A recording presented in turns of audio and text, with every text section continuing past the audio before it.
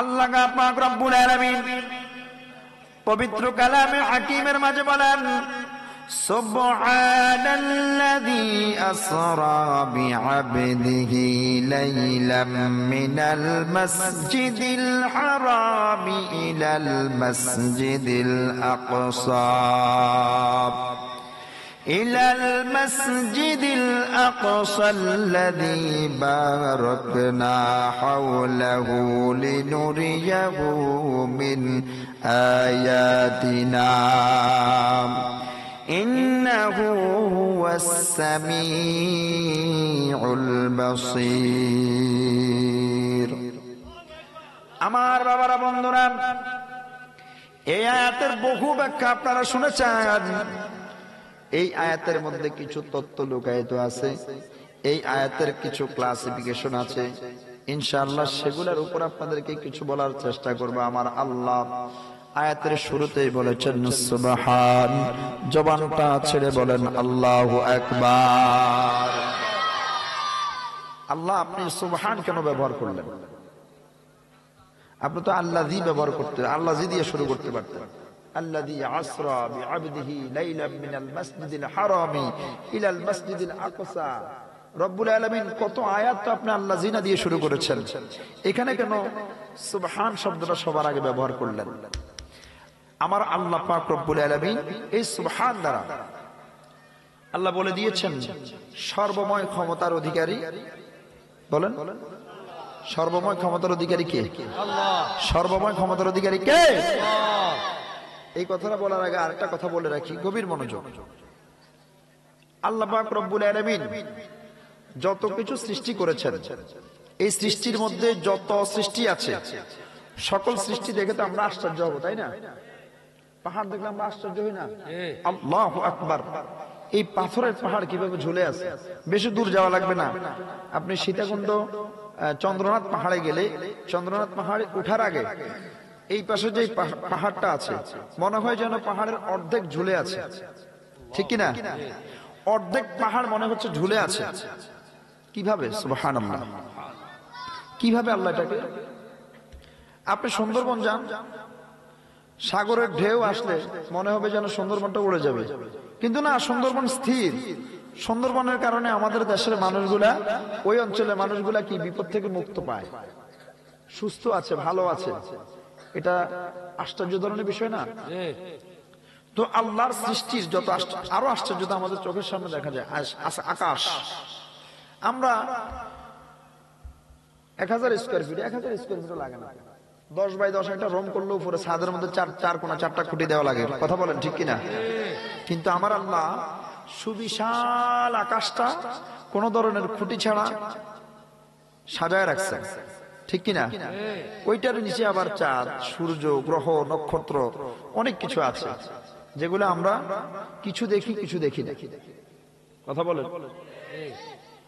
আল্লাহ পাক রব্বুল আলামিন বলে, এই যা কিছু তোমরা আশ্চর্য ধরনের দেখছো, এই সকল আশ্চর্যের চেয়ে সবচেয়ে বড় আশ্চর্য জিনিস হচ্ছে আমার নবীর মেরাজ। বলেন সুবহানাল্লাহ।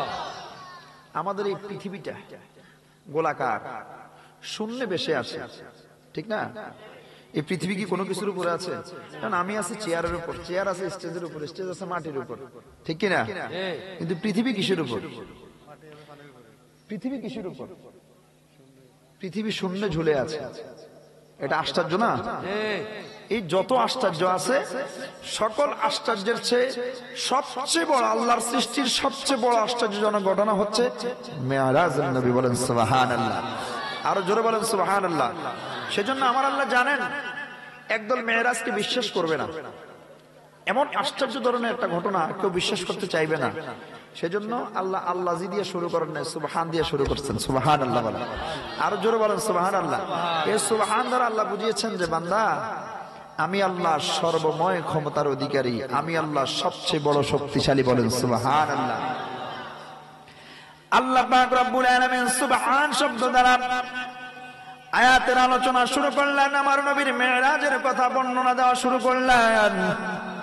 আমার আল্লাহ পাক রব্বুল আলামিন বলেন, বান্দারা, আমি আল্লাহ জানি মানুষ ভারী জিনিস সব সময় নিম্নগামী হয়, ঊর্ধ্বগামী হয় না, আমার নবী তো ভারী। আমার নবী যখন ঊর্ধ্বাকাশে ভ্রমণ করবে এই কথাটা তোমরা বিশ্বাস করবা না। সেজন্য আমি আয়াতের শুরুতে সুবহান ব্যবহার করলাম। আমি আল্লাহ বলে দিচ্ছি, আমি আল্লাহ সব পারি। ভারী জিনিসকে উপরে উঠাইতে পারি, আর হালকা জিনিসকে আমি আল্লাহ নিচের মধ্যে নামাইতে পারি। বলেন আমার আল্লাহ পারে কি পারে না? শুধুমাত্র বান্দাকে বিশ্বাস করানোর জন্য আল্লাহ সর্বপ্রথম সুবহান শব্দটা ব্যবহার করছেন। কথা কি বুঝে আসতেছে? এখন বুঝে আসবে না, একটু ভিতরে গেলে বুঝে আসবে ইনশাআল্লাহ। এরপরে আমার আল্লাহ বলছেন আসরা। আল্লাহ ইজহাব বলেন নাই, আল্লাহ ইজহাব বলেন নাই। ইজহাব অর্থ নিয়ে আসো, কি করো? নিয়ে আসো। আমার আল্লাহ ইসরা ব্যবহার করেছেন, ইসরা ব্যবহার করেছেন, আনন্দ চিত্তে নিয়ে আসো। সুবহানাল্লাহ। তাহলে আমার নবীকে নিয়ে যাওয়া হয় নাই, বরং আনন্দ চিত্তে নিয়ে যাওয়া হয়েছে, আনন্দ চিত্তে নিয়ে যাওয়া হয়েছে।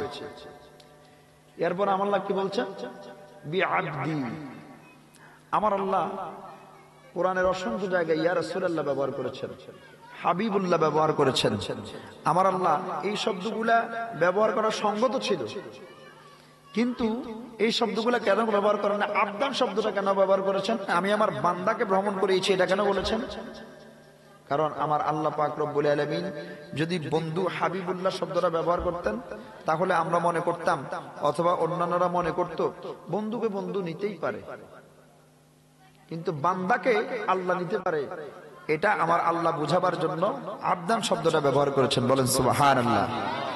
এরপরে আমার আল্লাহ বলেছেন লাইলাম। লাইলাম শব্দটা ব্যবহার করেছেন।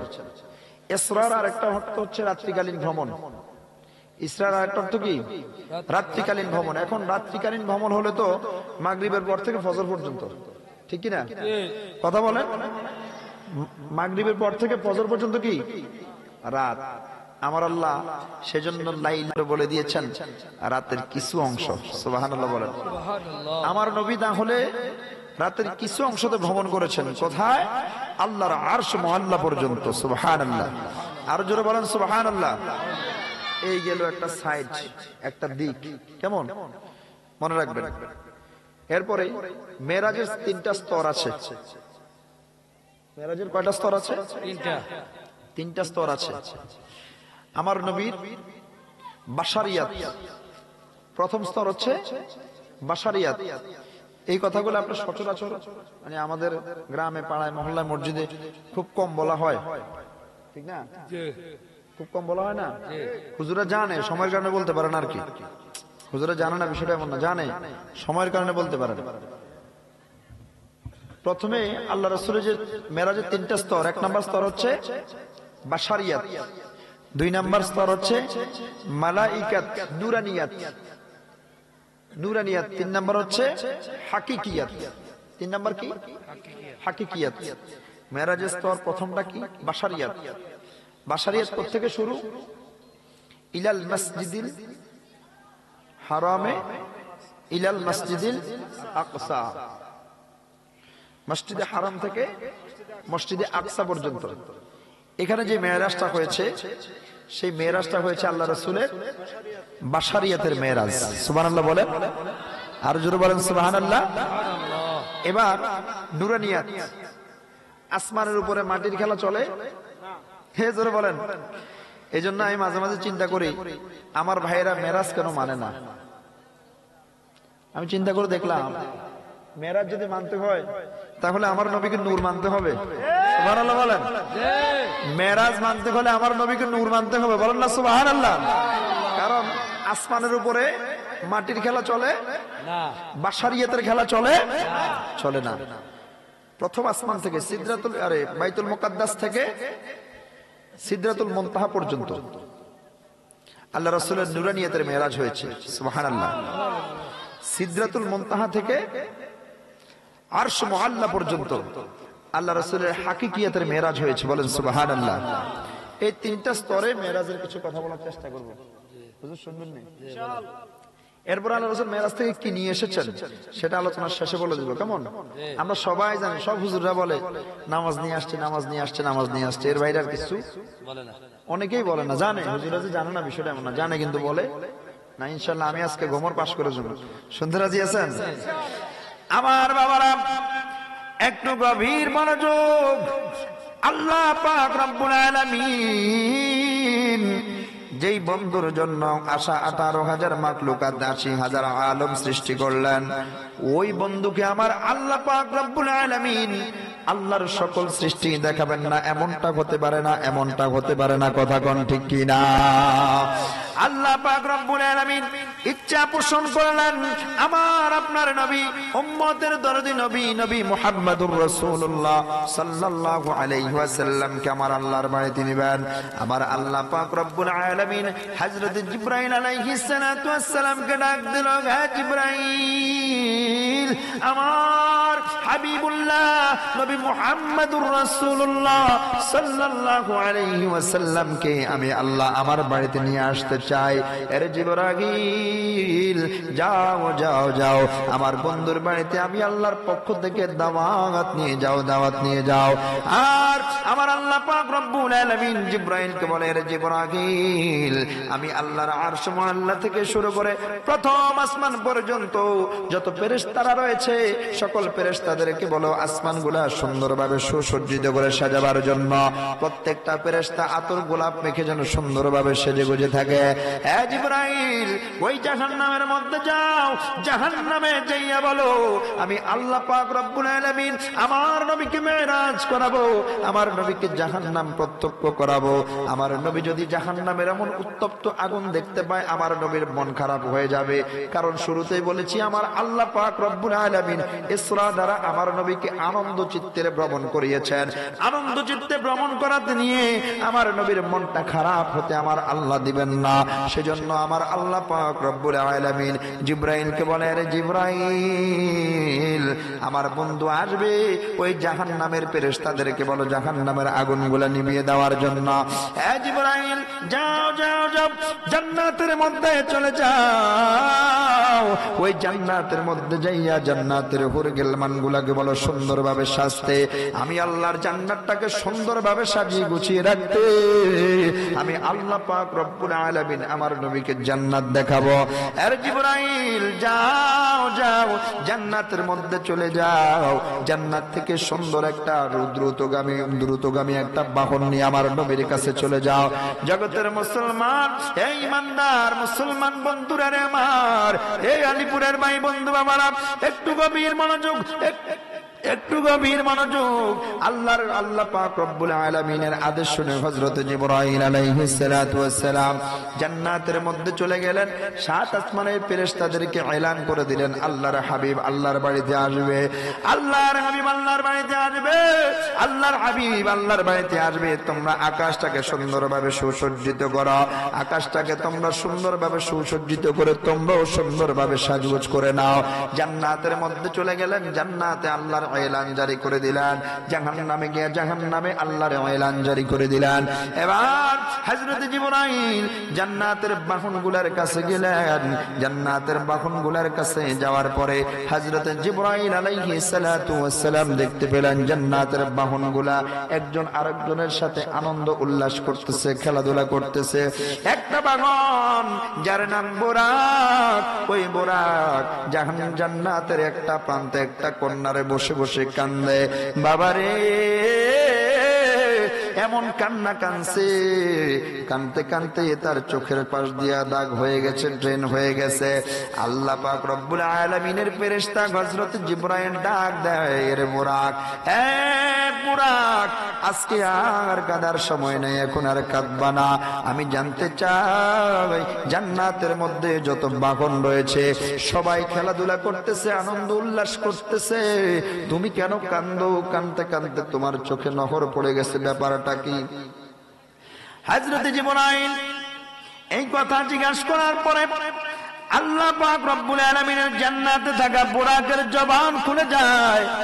ওই বুরাক ডাক দিয়া বলে, রে জিবরাইল, ও জিবরাইল, আমি কান্দি এমনে এমনে না, আমার কান্নার একটা কারণ আছে, কান্নার একটা উদ্দেশ্য আছে। হযরত জিবরাইল জিজ্ঞেস করে, কি উদ্দেশ্য নিয়ে তুমি কান্দো, কি কারণে তুমি কান্না করো? ওই বুরাক ডাক দিয়া বলে, জিবরাইল রে, আমি শুনতে পেয়েছি আমার আল্লাহ পাক রব্বুল আলামিন যেই নবীর জন্য সবকিছু সৃষ্টি করেছে, যেই নবীর কারণে জান্নাত সৃষ্টি করলো, জাহান্নাম সৃষ্টি করলো, এই জান্নাতটাকে যেই নবীর জন্য এত সুন্দরভাবে সাজিয়েছে, ওই নবীকে আমার আল্লাহ পাক রব্বুল আলামিন ভ্রমণ করাবেন, ওই ভ্রমণের জন্য বাহন নেবেন জান্নাত থেকে। আমি কাঁদি এই কারণে এই জান্নাতের মধ্যে যত বাহন রয়েছে সব বাহনের চেয়ে আমি হচ্ছে দুর্বল বাহন, আমি হচ্ছে দুর্বল বোরাক। আমি কান্দি আল্লাহর বন্ধুকে যখন বাহন নেওয়ার জন্য আসবে, আল্লাহর বন্ধুর জন্য যখন বাহন নিতে আসবে, তখন তো আমাকে পছন্দ করবে না, আল্লাহর হাবিব তো আমার পিছু উঠবে না, কারণ আমি দুর্বল বাহন। আমাকে তো কখনোই আল্লাহর হাবিবকে নিয়ে আসার জন্য চয়েস করা হবে না, সিলেক্ট করা হবে না। এই কারণে আমি কান্না করি, কান্না করতে করতে আমার চোখ দিয়ে নহর পড়ে গেছে। বলেন সুবহানাল্লাহ। আমার আলিপুরের ভাই বন্ধু বাবারা, আপনাদের কাছে আমি জানতে চাই, বলেন জান্নাতে থাকলে আর কোনো কিছুর প্রয়োজন আসেনি? ওয়াজ মনে বুঝেন না? বুঝেন? তোরা কি বাপ জেনে গেল? আল্লাহ এই দুষ্টামি করো না। জান্নাতে যাওয়ার পরে আর কোনো কিছুর দরকার আছে? দুনিয়াতে এত আয়োজন কেন? এই যে নামাজ পড়েন কেন? জান্নাতে যাওয়ার জন্য। বলেন কেন? রোজা জান্নাতে যাওয়ার জন্য, হজ, যাকাত, সত্য কথা, হালাল সবকিছু শুধুমাত্র আল্লাহর জান্নাত পাওয়ার জন্য, ঠিক কি না? আল্লাহর জান্নাত পাইলে তার কোনো কিছুর প্রয়োজন আছে? জান্নাত পাওয়ার পরেও, জান্নাতে থাকার পরেও জান্নাতি বোরা কাঁদে আমার নবীর চরণ কাঁদে নামার জন্য। বলেন সুবহানাল্লাহ। আমরা চিনলাম না নবীরে, আমরা নবীর উম্মত হয়ে আমরা নবীকে চিনলাম না, ওই জান্নাতের বোরাক আমার নবীকে চিনল। বলেন আল্লাহু আকবার। আরো জোরে বলেন আল্লাহু আকবার। হযরত জিবরাইল ডাক দেয়, হে বুরাক, তোমার কান্নার দিন শেষ, কান্নার দিন শেষ। আজকেই তো সেই রজনী, যেই রজনীতে আল্লাহ পাক রব্বুল আলামিন তিনার হাবিবকে তিনার বাড়িতে দাওয়াত করলেন, তিনার হাবিবকে তিনার বাড়িতে নিয়ে যাওয়ার জন্য আমাকে পাঠালেন। আমি তো এখন বাহন নিতে এসেছি। এ বুরাক, তুমি যেই কারণে এতদিন কান্না করতেছিলা, আজকে সেই কারণটা তোমার লাঘব হয়ে যাবে। চলো নবীকে আনার জন্য নবীর বাড়িতে চলে যায়। আমার নবীর সাথে যার প্রেম আছে, তার দুনিয়া এবং আখিরাতে কোনো চিন্তা নাই। আরো জোর বলেন, চিন্তা নাই। নবীর জন্য কেঁদে কেঁদে চোখের কোণে নহর বানিয়ে ফেলেছে। আর আমার আল্লাহ ওই বোরাককে নবীর বাহন হিসেবে নিযুক্ত করবে না, এমনটা হতে পারে? এমনটা হতে পারে না। হযরত জিবরাইল বোরাক নিয়ে আল্লাহর নবী সাল্লাল্লাহু আলাইহি ওয়াসাল্লামের কাছে চলে গেলেন। আমার নবী উম্মে হানির ঘরে ছিলেন, আমার নবী উম্মে হানির ঘরে ঘুমন্ত অবস্থায় ছিলেন। আমার নবী ঘুমাচ্ছেন, হযরত জিবরাইল আমিন চলে গেলেন, বুরাকটাকে আমার নবীর ঘরের উম্মে হানির ঘরের সামনে বাঁধলেন। এক জগতের মুসলমান, উম্মে হানির ঘরে জিবরাইল আলাইহিস সালাতু ওয়াস সালাম প্রবেশ করলেন। গিয়ে দেখেন আমার নবী ঘুমন্ত অবস্থায়। কিভাবে আমার নবীকে ডাকবেন, কিভাবে আমার নবীকে ডাকবেন? দেখেন জিবরাইলের কি আদব।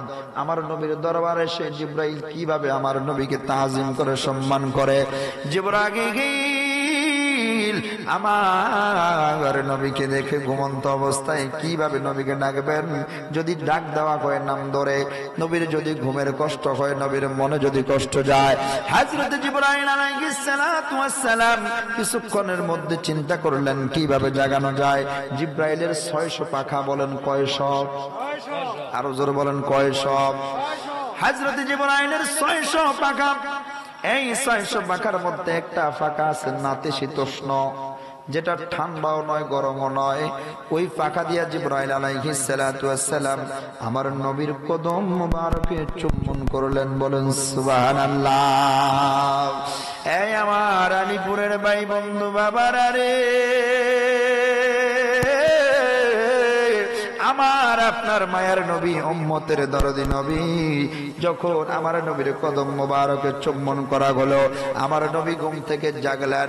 হযরত জিবরাইল আমার নবীকে সালাম দিলেন, আসসালাত, বলেন আসসালাতু ওয়াসসালামু আলাইকা ইয়া রাসূলুল্লাহ। আমার নবী জিবরাইলকে দেখে আমার নবী বলেন, এ জিবরাইল, কেন এসেছো? কোন ওহী নিয়ে এসেছো? কারণ আমার নবীর কাছে সব সময় জিবরাইল আসে আল্লাহর পক্ষ থেকে ওহী নিয়ে, কথা কোন ঠিক কিনা? আমার নবী জিবরাইলকে জিজ্ঞেস করে, হ্যাঁ জিবরাইল, কি ওহী নিয়ে আসলা? দাও দাও, ওহী দাও। আমার নবীকে হযরত জিবরাইল ডাক দিয়া বলে, ইয়া রাসূলুল্লাহ, নবীজি,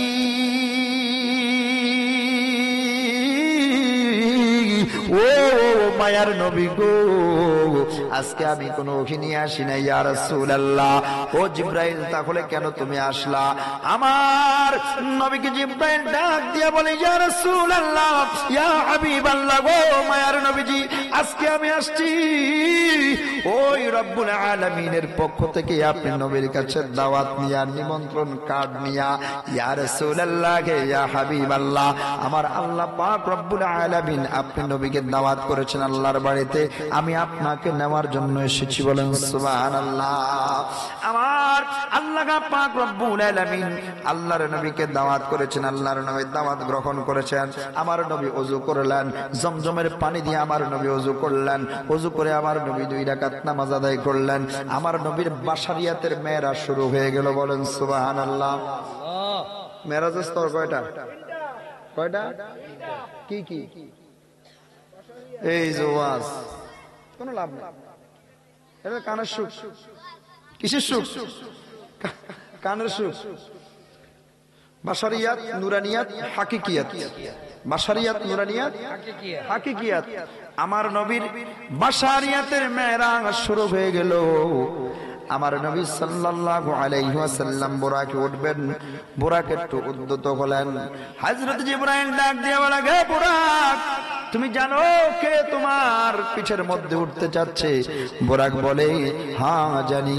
হযরত জিবরাইল বলে, ইনি হচ্ছেন কায়নাতের নবী, ইনি হচ্ছেন আল্লাহর হাবিব, তিনার জন্য আমার আল্লাহ সব সৃষ্টি করেছেন। ওই নবী তোমার পিছু উঠতে গেলে তুমি নাড়াচাড়া করলা, ব্যাপারটা কি? বলে, আরে জিবরাইল, আমার নবী যখন জান্নাতে প্রবেশ করবেন, জান্নাতে প্রবেশ করার পরে আমার নবীর জন্য একটা বাহন নিযুক্ত করা হবে। জিবরাইল, আমি নবীর মেরাজের বাহন হলাম। আমি চাই নবী যখন জান্নাতে থাকবে, ওই জান্নাতেও নবীর বাহন হিসাবে থাকতে চাই। বলেন সুবহানাল্লাহ। ওই বুরাকের কথা শুনে আমার আপনার মায়ের নবী, উম্মতের দরদি নবী ডাক দিয়ে বলে, আরে বুরাক, তোমার এই আরজি কবুল করে না হলো। ওই বুরাক এবার ঠান্ডা হয়ে গেলেন। আমার নবী বুরাকের মধ্যে উঠে গেলেন। আমার নবী বুরাকে ওঠার পরে বুরাক চলতে লাগলেন।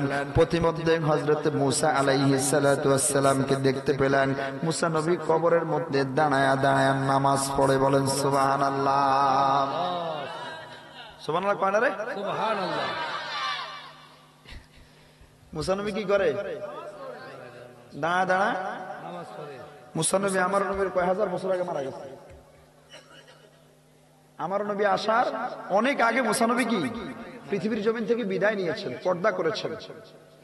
যদি পর্দা করে থাকেন, তাহলে মূসা নবী কবরে দাঁড়িয়ে দাঁড়িয়ে নামাজ পড়ছেন, ব্যাপারটা কি? এজন্যই আমার ভাইয়েরা মেরাজের আলোচনা করে না। যদি মেরাজের আলোচনা করে, তাহলে সকল নবীদেরকে হায়াতুন নবী মানতে হবে। কথা বলেন ঠিক কিনা? এজন্যই আমার ভাইয়েরা মেরাজের আলোচনা করে না। কথা বলছেন? এবার অনেক লম্বা আলোচনা, সংক্ষেপ করলাম। আল্লাহর নবী সাল্লাল্লাহু আলাইহি ওয়াসাল্লাম মসজিদে হারাম থেকে মসজিদে আকসার মধ্যে চলে গেলেন। মসজিদে আকসার মধ্যে যাইয়া আমার মায়ার নবী দেখতে পেলেন 1 লক্ষ মতান্তর 2,24,000 কিংবা 36,000 পয়গাম্বর ওই বাইতুল মুকাদ্দাসের মধ্যে লাইন ধরে দাঁড়িয়ে আছেন। হযরত জিবরাইল আমার নবীকে নিয়ে গেলেন বাইতুল মুকাদ্দাসের পাশে পাথর ছিদ্র করে। হযরত জিবরাইল আলাইহিস সালাতু ওয়াস সালাম বোরাকটাকে বেঁধে রাখলেন। যেই বোরাক যেখানে বেঁধেছেন ওই জায়গায় পূর্বেকার নবীরাও তাদের বাহনগুলা বেঁধে রাখতেন। বলেন সুবহানাল্লাহ। এই আমার আলিপুরের ভাই বন্ধু বাবারা, একটু গভীর মনোযোগ।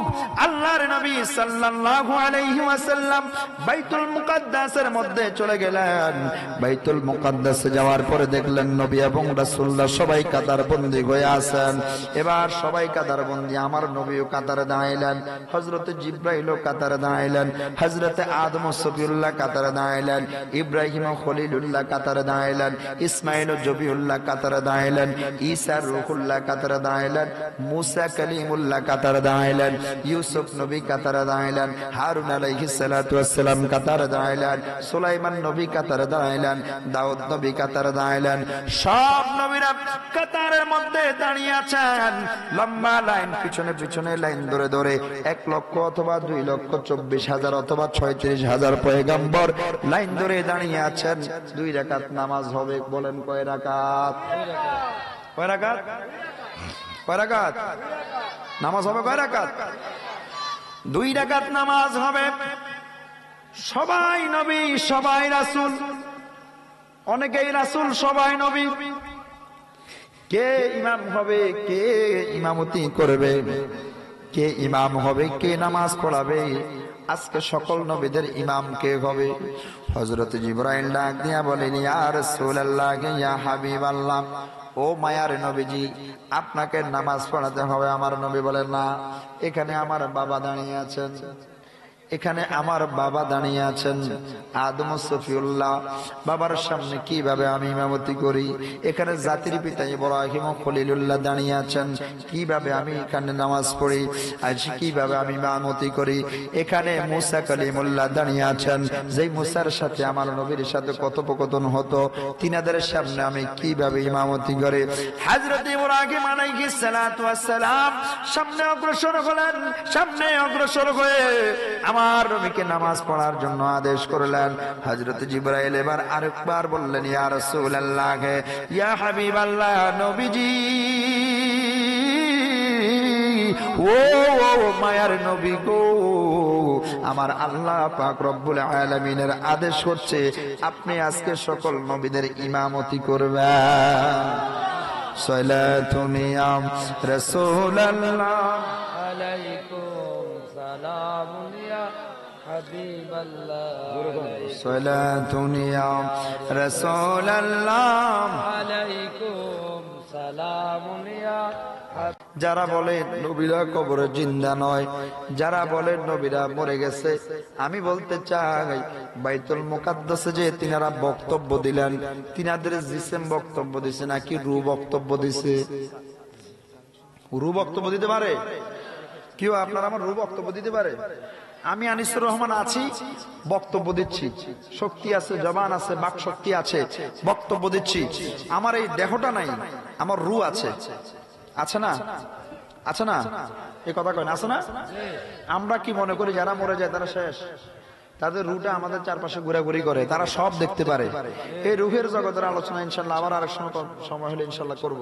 মানে আগামী বছর দাওয়াতটা কনফার্ম করে দিয়েছি আর কি। কথা বলছেন, রুহের আলোচনা আলাদা করতে হবে। প্রত্যেকটা রুহ জিন্দা, প্রত্যেকটা রুহ আমাদের কার্যক্রমগুলো দেখেন। বলেন সুবহানাল্লাহ। এখন রুহরা যে দেখেন, রুহরা যে কথা বলেন, এটা কি দেখা যায়, শোনা যায়? তাহলে বাইতুল মুকাদ্দাসে যে আল্লাহর নবীরা বক্তব্য দিলেন, তিনারা জিন্দা না মরা? জোরে বলেন, জিন্দা না মরা? সবাই বলেন না জিন্দা না মরা? আরো জোরে, জিন্দা না মরা? আল্লাহর নবী হায়াতুন নবী, এতে কোনো সন্দেহ? এটাই হচ্ছে আহলে সুন্নাত ওয়াল জামাআতের আকীদা। কথা বলেন ঠিক কিনা? আরো জোরে বলেন ঠিক কিনা? আল্লাহর নবী সাল্লাল্লাহু আলাইহি ওয়াসাল্লাম বাইতুল মুকাদ্দাসের বক্তব্য দেওয়া শেষ। এখানে মসজিদে হারাম থেকে বাইতুল মুকাদ্দাস পর্যন্ত বিশাল লম্বা আলোচনা সংক্ষেপ করে দিলাম। এখানে আমার নবীর বাশারিয়াতের মেরাজ শেষ। বাশারিয়াতের মেরাজ, বাশারিয়াতের মেরাজ শেষ। এবার আমার আপনার নবীর নূরানিয়াতের মেরাজ শুরু হবে। বাইতুল মুকাদ্দাস থেকে বোরাক এবার আকাশের দিকে উঠতে লাগলেন। প্রথম আকাশে দরজায় বোরাক চলে গেলেন, যাওয়ার পরে জিবরাইল আলাইহিস সালাতু ওয়াস সালাম আকাশের দরজা নাড়া দিলেন, কড়া নাড়লেন, ভিতর থেকে আওয়াজ আসলো, কে? জিবরাইল আলাইহিস সালাতু ওয়াস সালাম বলেন, আমি জিবরাইল। বলে, তোমার সাথে কে? বলে, আমার সাথে আর কেউ নয়, আমার সাথে হচ্ছেন এই কুল কায়নাত যার জন্য সৃষ্টি আমার আল্লাহ পাক রব্বুল আলামিন, যাদের জিনার জন্য তোমাদেরকে সৃষ্টি করেছেন, জিনার জন্য আকাশের এই দরজা সৃষ্টি করা হয়েছে, আমার সাথে সেই রাহমাতাল লিল আলামিন। সুবহানাল্লাহ। নূরানিয়তের মেরাজ শুরু। যখন আকাশের ফেরেশতাদেরকে বলা হলো, এই আকাশের ফেরেশতারা, আমি জিবরাইলের সাথে রাহমাতুল লিল আলামিন, ভিতর থেকে আওয়াজ আসলো, এতদিন পর্যন্ত এই দরজার কপাট ধরে দাঁড়িয়ে আছি একমাত্র রাহমাতুল লিল আলামিনের জন্য। তিনি কবে আসবেন, তিনার জন্য কবে আকাশের দ্বার উন্মুক্ত করা হবে, বলেন সুবহানাল্লাহ। এই বলে আকাশের দরজার ফেরেশতারা দরজা খুলে দিলেন। আমার আপনার নবী, উম্মতের দরদি নবী আকাশের মধ্যে প্রবেশ করলেন। প্রথম আকাশে যাওয়ার পরে প্রথম আসমানের সকল ফেরেশতারা আমার নবীকে সালাম দিলেন, কুশল বিনিময় করলেন। সেখানে দেখা হলো আমার নবীর সাথে হযরতে আদম ও সফিউল্লাহর সাথে, বলেন সুবহানাল্লাহ। হযরতে আদম নবীর সাথে দেখা হওয়ার পরে জিবরাইল আলাইহিস সালাতু ওয়াস সালামকে আল্লাহর নবী বলেন, হে জিবরাইল, ইনি কে? হযরত জিবরাইল বলে, ইয়া রাসূলুল্লাহ, ইয়া হাবিবাল্লাহ, ইনি আর কেউ নয়, ইনি হচ্ছেন আপনার আদি পিতা হযরত আদম ও সফিউল্লাহ। হযরত আদম ও সফিউল্লাহর সাথে সম্পর্ক হলো, কুশল বিনিময় হলো। এবার হযরত আদম ও সফিউল্লাহ আমার আল্লাহ পাক রব্বুল আলামিনের প্রশংসা করলেন। প্রশংসাটা এইভাবে করলেন, আল্লাহ পাক রব্বুল আলামিন কত দয়াবান। আমি আদম ছিলাম মাটির খামিরার মধ্যে, আমার আল্লাহ পাক রব্বুল আলামিন আমাকে মাটির খামিরা থেকে একটা জিসিম দিলেন, আমার জিসিমের মধ্যে আবার একটা রূহ দিলেন। আমি আদমকে সকল ফেরেশতাদেরকে দিয়ে সিজদা করালেন, আমার আল্লাহ পাক রব্বুল আলামিন এরপরে আমাকে জান্নাতে থাকতে দিলেন। ওই জান্নাতে আমি যখন একাকিত্ব ফিল করলাম, আমার যখন একটা সঙ্গিনীর প্রয়োজন ছিল, তখন আমার আল্লাহ পাক রব্বুল আলামিন আমার বাম পাজর থেকে একটা হাড্ডি টান দিয়ে বের করে আমার জীবন সঙ্গিনীকে বানিয়ে দিলেন, বলেন সুবহানাল্লাহ। ওই জায়গা থেকে আমাদের জীবন সঙ্গিনীদেরকেও আমার আল্লাহ এইখান থেকে বানিয়েছেন। সুবহানাল্লাহ কয় না? সুবহানাল্লাহ বলেন। সেজন্য আপনার জিনিস আপনি যেইভাবে চালাইবেন সেইভাবেই চলবে, কথা বলেন ঠিক কিনা? মাঝে মাঝে একটু বাঁকা দাঁড়া হবে, কারণ তাদেরকে তো বাঁকা হাত দিয়ে বানাইছে, কথা কন ঠিক কিনা? তবে আপনি চাইলে বউরে নিজের মতো করে চালাইতে পারবেন, এটা আপনার পাঁজরের হাত দিয়ে সৃষ্টি করা হয়েছে।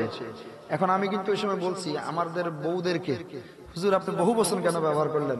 কারণ এক একজনের জন্য আল্লাহ 4 জন লিখে রেখেছেন, মাসনা ওয়া সুলাসা ওয়া রুবা। সুবহানাল্লাহ। আরো জোরে বলেন না সুবহানাল্লাহ। আল্লাহ কোরআনে বলে দিয়েছেন, তোমরা 2 2 3 3 4 4 পর্যন্ত বিবাহ করো। তার মানে আমাদের জন্য বরাদ্দ আছে বিদায় আল্লাহ এটা বলছেন। এই কথা কয় না, বরাদ্দ আছে বিদায় আল্লাহ এটা কই কথা বলছেন, কথা বলেন ঠিক কিনা?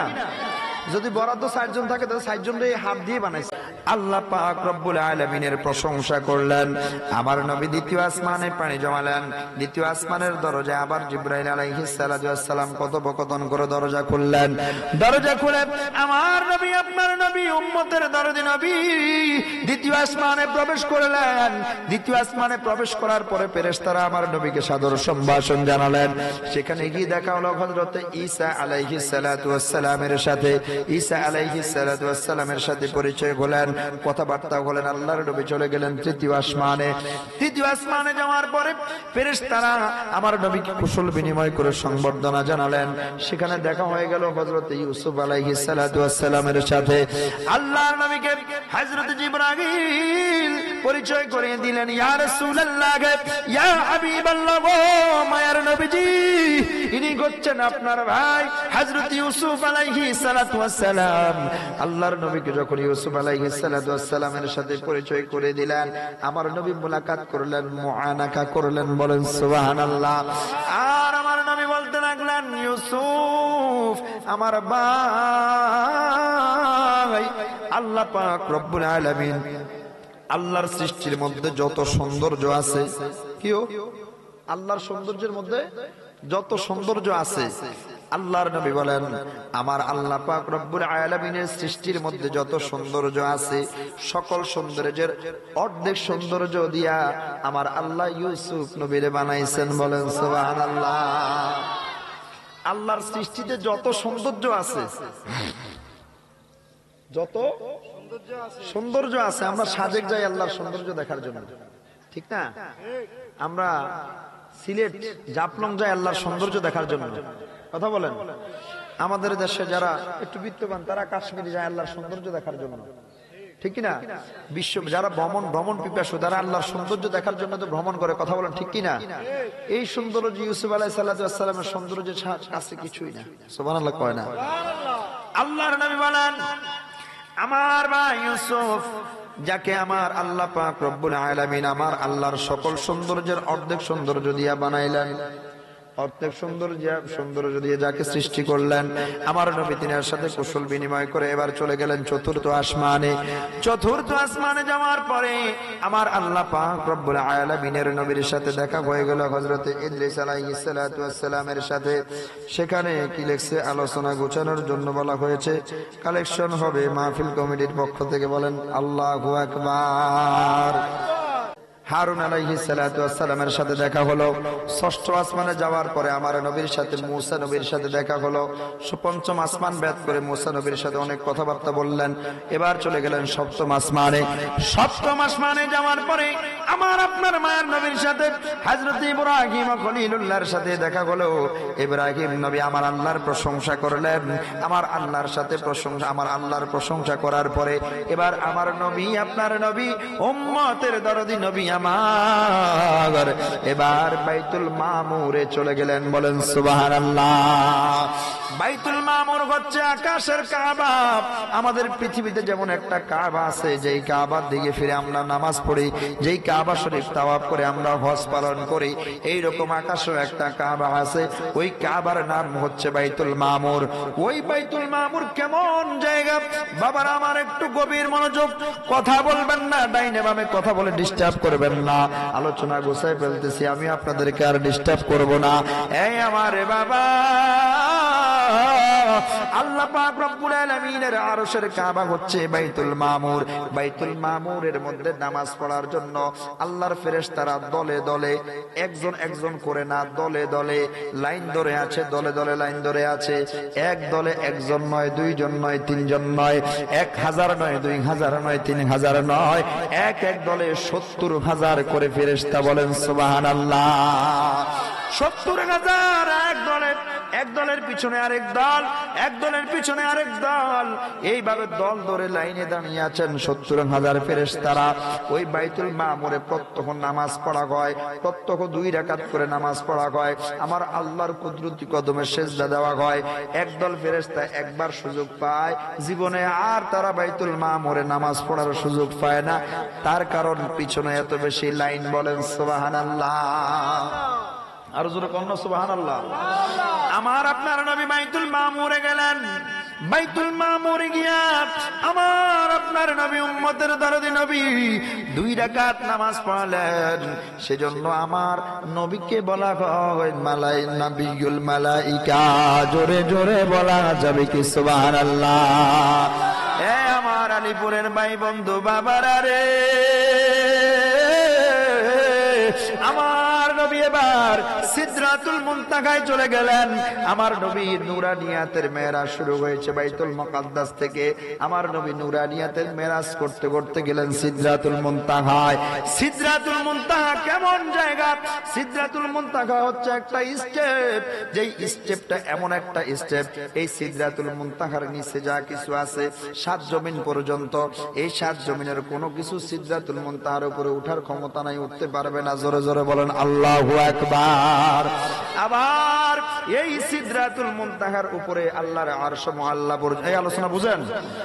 এই সিদরাতুল মুনতাহার উপরে আল্লাহর আরশ মুআল্লা পর্যন্ত যা কিছু আছে এগুলা আবার এই সিদরাতুল মুনতাহার নিচে নামতে পারবে না। বলেন সুবহানাল্লাহ। কারণ সিদরাতুল মুনতাহার উপরে যেগুলা আছে এগুলা নিচে আসলে ওইগুলার তাজাল্লিতে নিচের গুলা ধ্বংস হয়ে যাবে, আবার নিচে যেগুলা আছে সেগুলা যদি উপরে ওঠে তাহলে সেগুলার তাজাল্লিতে নিচের গুলা ধ্বংস হয়ে যাবে। বলেন আল্লাহু আকবার। আরো জোরে বলেন আল্লাহু আকবার। সিদরাতুল মুনতাহায় যাওয়ার পরে হযরতে জিবরাইল আলাইহিস সালাতু ওয়াস সালাম আমার নবীকে এবার বুরাক থেকে নামিয়ে ফেললেন। বুরাক থেকে নামানোর পরে আমার নবী বলে, রে জিবরাইল, বুরাক থেকে নামাইলাম, ব্যাপারটা কি? বলে, ইয়া রাসূলুল্লাহ, ইয়া হাবিবাল্লাহ, সিদরাতুল মুনতাহার নিচে জান্নাত, এই জান্নাতের মধ্যে বুরাক থাকে, আর জান্নাতি কোনো কিছু সিদরাতুল মুনতাহার নিচের কোনো কিছু সিদরাতুল মুনতাহার উপরে ওঠার অনুমতি নাই। বলে, ব্যাপারটা কি? বলে, যাওয়ার ক্ষমতা নাই, গেলেই ধ্বংস হয়ে যাবে। বলেন আল্লাহু আকবার। হযরত জিবরাইল আমার নবীর জন্য আরেকটা বাহন চলে আসলো, যার নাম রফরফ। যার নাম কি? বুরাক থেকে নামার পরে সিদরাতুল মুনতাহায় রফরফ চলে আসলেন, আমার নবীকে রফরফে উঠালেন। এবার জিবরাইল দাঁড়ায় আছে। আমার নবী বলে, জিবরাইল, ব্যাপারটাকে দাঁড়ায় আছে কেন? তুমি না আমার সফর সঙ্গী। জিবরাইল ডাক দিয়া বলে, ইয়া রাসূলুল্লাহ, নবীজি,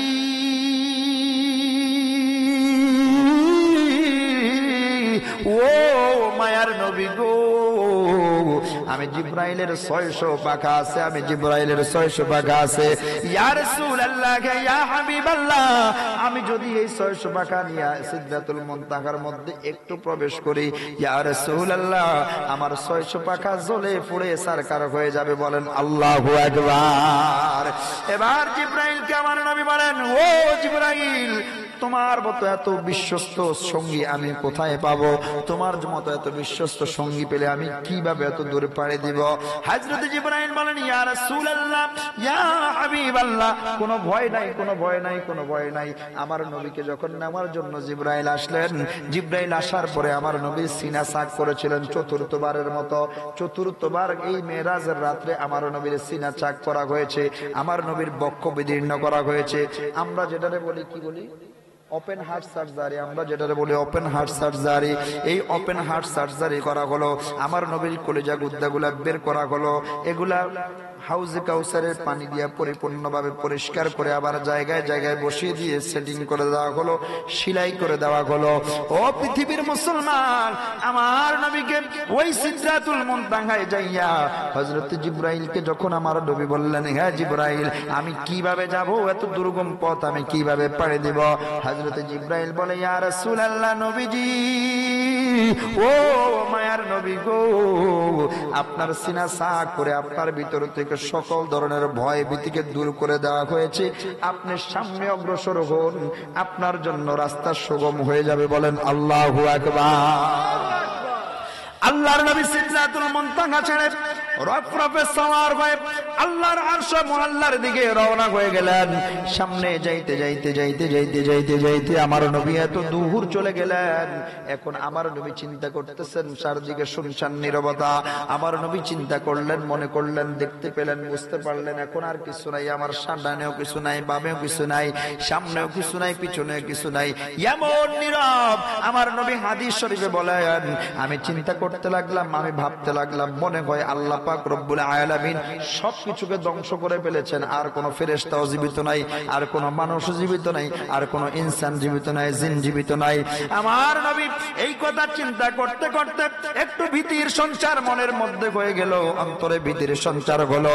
ভীতির সঞ্চার হওয়ার পরে আমার নবী একটা চিৎকার দিয়ে উঠলেন, ভয়ের কারণে একটু চিৎকার দিয়ে উঠলেন। পিছন থেকে ডাক দিল জিবরাইল, ইয়া রাসূলুল্লাহ, ইয়া হাবিবাল্লাহ, নবীজি, ও মায়ার নবী গো, আপনি ভয় পাবেন না, ভয় পাবেন না, আপনি তো রাহমাতুল লিল আলামিন।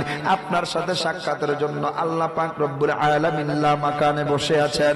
ইয়া রাসূলুল্লাহ, নবীজি, সকল ধরনের ভয় ভীতিকে উপেক্ষা করে আপনি সামনের দিকে অগ্রসর হন। আপনার জন্য এই রাস্তা, আপনার ছাড়া এই রাস্তায় আর কেউ প্রবেশ করতে পারবে না। বলেন সুবহানাল্লাহ। সিদরাতুল মুনতাহা থেকে বাবা আমার নবীর হাকিকিয়াতের মেরাজ শুরু হয়ে গেল। আমার নবী হাকিকি ভাবে মেরাজ করতেছেন। এবার যাইতে যাইতে যাইতে যাইতে এমন একটা জায়গায় গিয়ে উপনীত হলেন যেখানে আমার নবী কাগজে লিখে কলমের শব্দ শুনতে পেলেন। বলেন সুবহানাল্লাহ।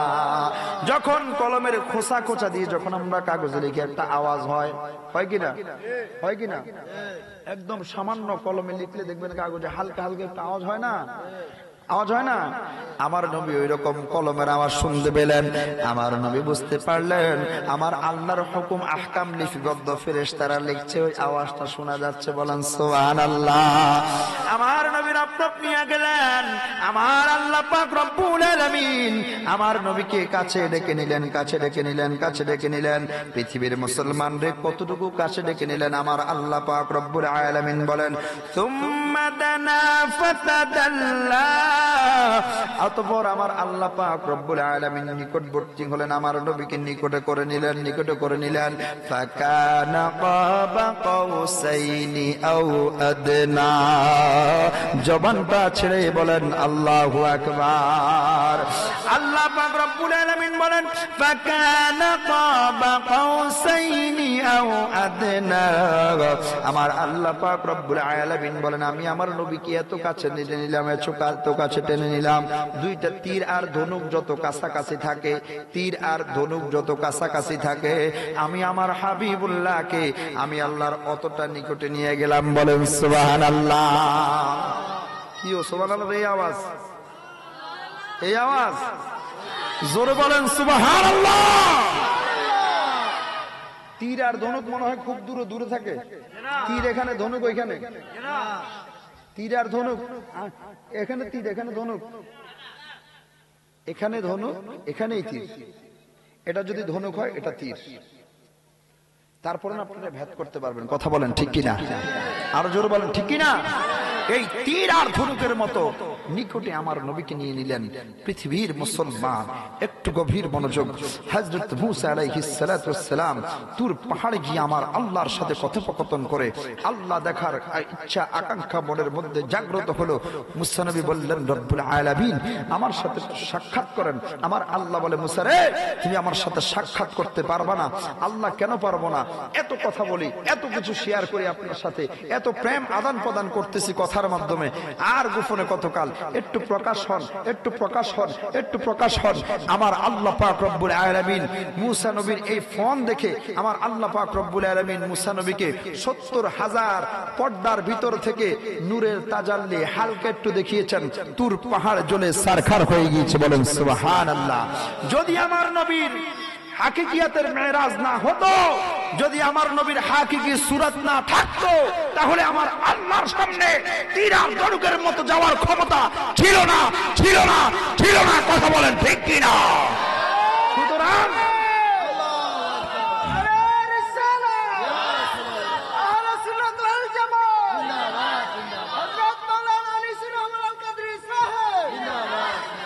বাবারা আমার, আল্লাহ পাক রব্বুল আলামিন আমার নবীকে কাছে নিয়ে নিলেন। কাছে নেওয়ার পরে আমার আল্লাহ বলছেন ফাআউহা ইলা আবদিহি মা আওহা। আমার আল্লাহ পাক রব্বুল আলামিন আমার নবীকে যা দেওয়ার তা দিলেন। বলেন সুবহানাল্লাহ। আল্লাহ পাক রব্বুল আলামিন আমার নবীকে বলেন ইয়া রাসূলুল্লাহ, নবীজি ও মায়ার নবী গো, আপনাকে দাওয়াত করলাম, আপনি দাওয়াত গ্রহণ করে আসলেন। এবার বলেন আমার জন্য কি নিয়ে এসেছেন? সুবহানাল্লাহ। আল্লাহ জিজ্ঞেস করতেছেন নবীরে কি নিয়ে এসেছেন? সুবহানাল্লাহ বলবেন না? আমার আপনার নবী উম্মতের দরদে নবী ডাক দিয়া বলে ও রব্বুল আলামিন, আমি আপনার জন্য পটৌখন নিয়ে এসেছি, আমি আপনার জন্য গিফট নিয়ে এসেছি।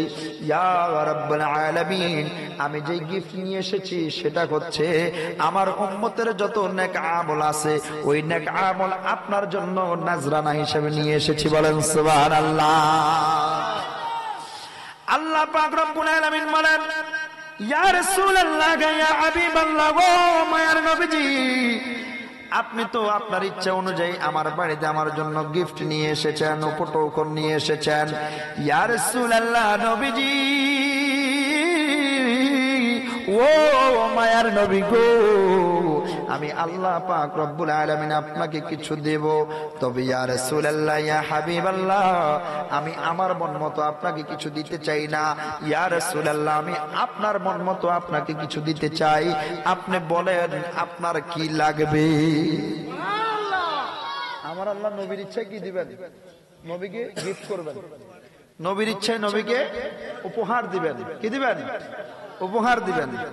এবার দেখেন কেমন রাহমাতুল লিল আলামিন আল্লাহর সামনে যাইয়া আমার আল্লাহর নবী বলেন, রব্বুল আলামিন, ও বারেলাহি, আমি এই মেরাজে সেই আপনার সামনে বসে আমি আমার জন্য কিছু চাই না, আমি আমার কন্যা ফাতেমার জন্য কিছু চাই না, আমি আমার কলিজার টুকরা নাতি হাসানের জন্য কিছু চাই না, আমি আমার কলিজার টুকরা নাতি হুসাইনের জন্য কিছু চাই না, আমি আমার আবু বকরের জন্য কিছু চাই না।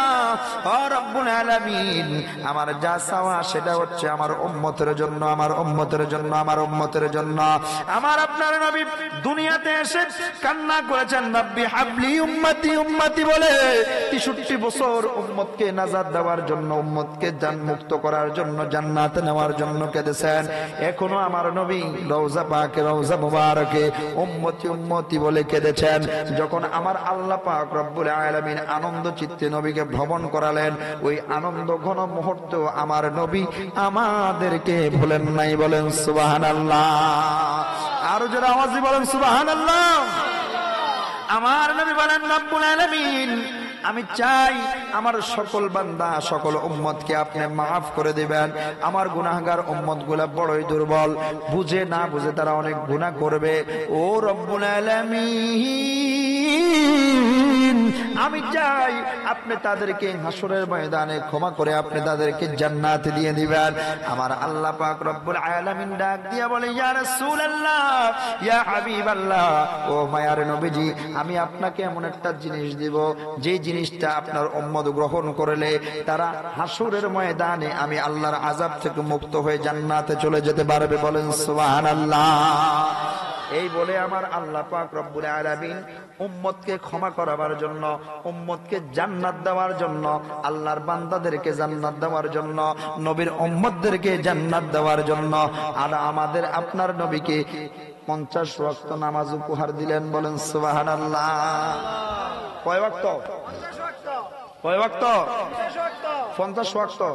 ষষ্ঠ আকাশে চলে আসলেন হযরত মুসা আলাইহিস সালাতু ওয়াস সালাম, বারবার যাওয়া আসা করে, বারবার যাওয়া আসা করে 5 ওয়াক্ত নিয়ে আসলেন। এই বারবার যাওয়া আসা করে 50 ওয়াক্ত নামাজকে আমার আল্লাহ কয় ওয়াক্তে আনলেন? আর জোরে বলেন, কয় ওয়াক্তে? আর জোরে বলেন। 5 ওয়াক্ত নামাজ দিয়ে আমার আল্লাহ বলে দিলেন, ইয়া রাসূলুল্লাহ, ইয়া হাবিবাল্লাহ, আপনার কোন উম্মত যদি এই 5 ওয়াক্ত নামাজকে গ্রহণ করে গো, ইয়া রাসূলুল্লাহ, ইয়া হাবিবাল্লাহ, আমি আল্লাহ পাক রব্বুল আলামিন তার আমলনামায় 50 ওয়াক্ত নামাজ আদায়ের সওয়াব লিখে দেব। বলেন সুবহানাল্লাহ। একটার বিনিময়ে আমি আল্লাহ 10টা দিব। সেজন্যই তো কোরআনের একটা হরফ পড়লে 10টা নেকি, সেজন্যই তো 1 টাকা দান করলে 10 নেকি, সেজন্যই তো একটা ভালো কথা বললে 10টা নেকি পাওয়া যায়। কথা কোন ঠিক কি না? আরো জোরে বলেন ঠিক কি না? এরপরে বহু উলামায়ে কেরাম, বহু আলেম এই নামাজের কথাটা বলে আর বাকি কথাগুলা বলে না। আমার আল্লাহ পাক রব্বুল আলামিন 3টা উপহার সেদিন আমার নবীকে দিয়েছেন। বলেন কয়টা? আরো জোরে বলেন কয়টা? সকল আলেম না, অধিকাংশ আলেম নামাজের কথা বলে আর 2টার কথা বলে না। বাজান, আমি আজকে সেই 2টার কথাও বলে যাই। মধ্যখানে 2 নাম্বার যেটা, সেটা হচ্ছে আমার আল্লাহ পাক রব্বুল আলামিন আল্লাহর বান্দাদের জন্য, আমার নবীর উম্মতদের জন্য, উম্মতকে জান্নাতে নেওয়ার জন্য, উম্মতকে ক্ষমা করাবার জন্য সূরা বাকারার শেষ 2 আয়াত উপহার দিয়েছেন। বলেন সুবহানাল্লাহ।